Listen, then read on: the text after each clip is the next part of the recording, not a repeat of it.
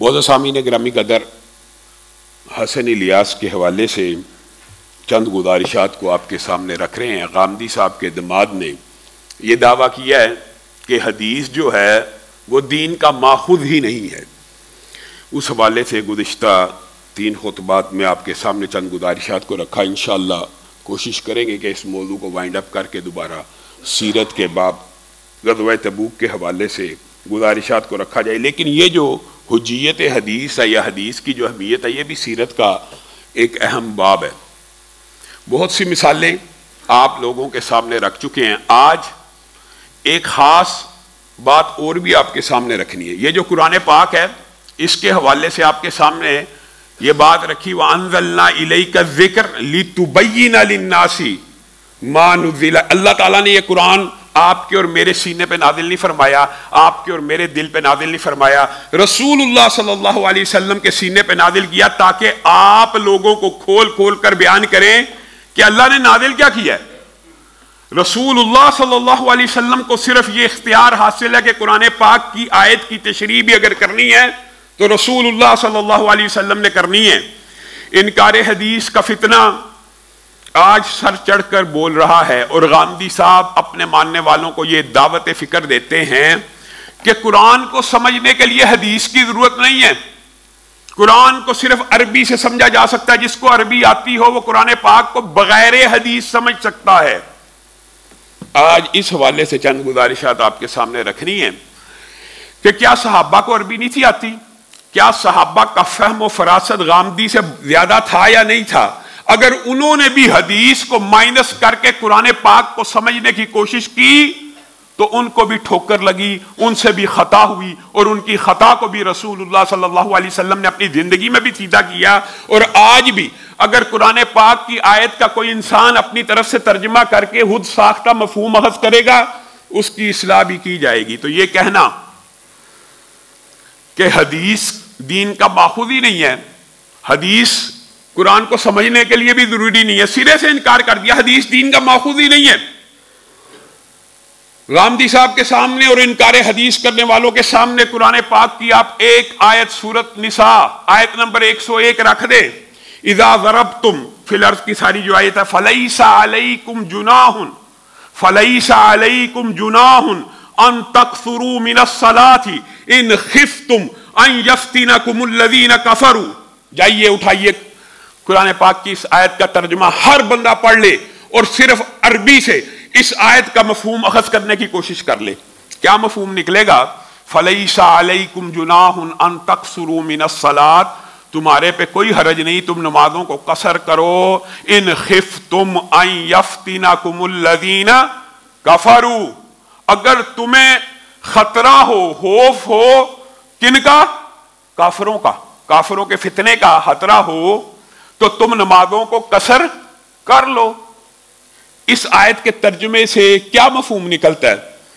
کہ نماز قصر کرنے کی اجازت تب ہے جب تمہیں کافروں کے فتنے کا، یہاں پہ فتنے سے مراد کافروں کے حملے کا، یعنی آپ جا رہے ہیں اور آپ کو خطرہ ہے کہ ہمارے پہ کافر حملہ نہ کر دیں تو آپ نمازوں کو قصر کر لیا کریں۔ غامدی صاحب بغیر حدیث کے قرآن پاک کی کوئی اور آیت نکال دیجئے جہاں پہ نماز قصر کا حکم کافروں کے فتنے کے علاوہ بھی موجود ہو۔ آپ بھی سفر میں نماز قصر کرتے ہیں، آپ بھی سفر میں نماز قصر کرتے ہیں، کس آیت کے تحت؟ اسی آیت کے تحت۔ اور اس آیت میں تو لکھا ہے نماز قصر کرنے کی اجازت تب ہے جب کافر تم پہ حملہ آور ہونے کا اندیشہ ہو، کافروں سے فتنے کا اندیشہ ہو۔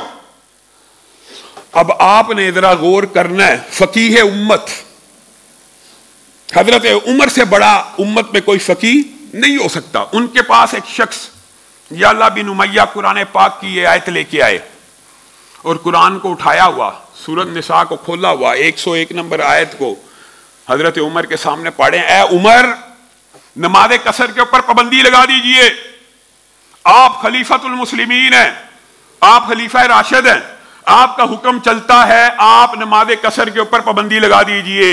لوگ ابھی بھی نماز قصر کر رہے ہیں، اے یا اللہ تو کیا بات کر رہا ہے، میں نماز قصر کے اوپر پابندی لگا دوں؟ ہاں یہ دیکھیے قرآن کی آیت، اذا ضربتم فی الارض کے بعد فلیس علیکم جناح ان تقصروا من الصلاۃ، پوری آیت پڑھ دی۔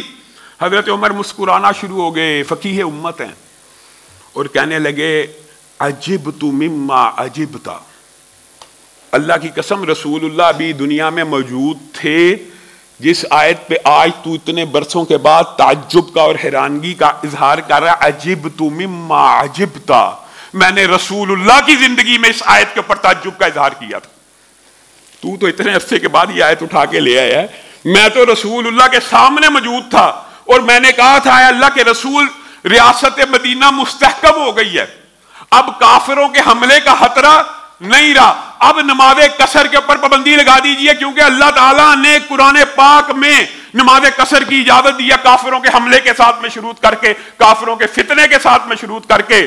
یا اللہ تجھے پتہ ہے رسول اللہ صلی اللہ علیہ وسلم نے کیا جواب دیا تھا؟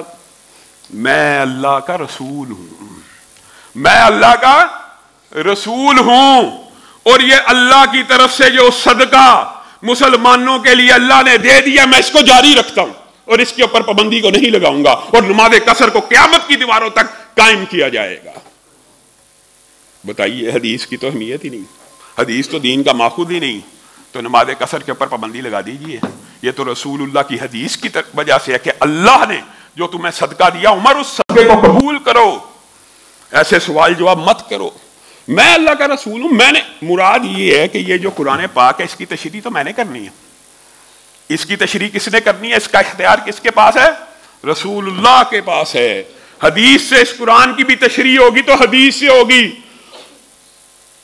کسی بڑے سے بڑے امتی سے قرآن پاک کی ایک تشریح ملے اور حدیث اس کے مخالف و حدیث کو مانا جائے گا۔ یہ کہنا کہ صرف فقط ترجمے سے قرآن پاک کو سمجھ لیا جائے گا، تو آئیے آگے بڑھیے۔ یہ حضرت عمر کا فہم تھا اور حضرت عمر نے سوال کر دیا، سوال کرنے میں اعتراض نہیں، حضرت عمر نے رسول اللہ صلی اللہ علیہ وسلم کی حدیث کو جاری و ساری رکھا، اور آج بھی امت میں الحمدللہ قصر نماز کے اوپر اجماع امت ہے، کوئی اختلاف موجود نہیں، کسی بھی فرقے کا موجود نہیں، لیکن قرآن پاک میں یہ آیت مشروط ہے، اور اس کی تشریح کس نے کرنی تھی؟ رسول اللہ صلی اللہ علیہ وسلم۔